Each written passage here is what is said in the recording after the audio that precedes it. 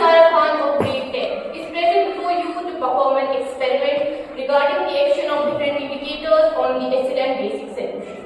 So firstly a question arises what an acid and a base is.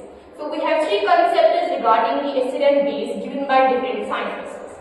Firstly is Arkin's model. Arkin states that acid is a substance that releases H positive ion when dissolved in water, and base is a substance that releases hydroxide ions when dissolved in water.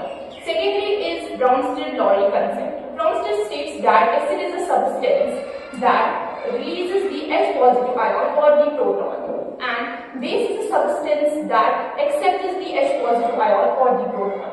Then comes the Lewis concept. Lewis states that the acid is a substance that accepts the pair of electrons and base is a substance that releases the pair of electrons. So now as we have got understood what acid and base are, let us move on to the indicators. Indicators are those substances that help us to check whether a given substance is acidic or basic solution. So in today's experiment we have three indicators, namely phenolphthalein, turmeric and litmus paper. So firstly we are going to check the action of phenolphthalein on the acid and basic solution.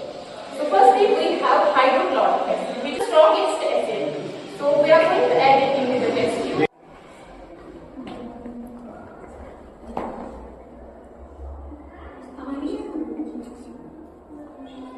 Now we are going to add the phenolphthalein solution in the acid, that is HCl, hydrochloric.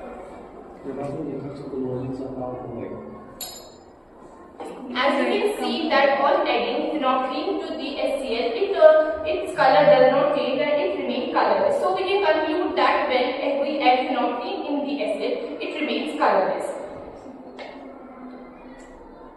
Now we are going to take a base. We have here potassium hydroxide.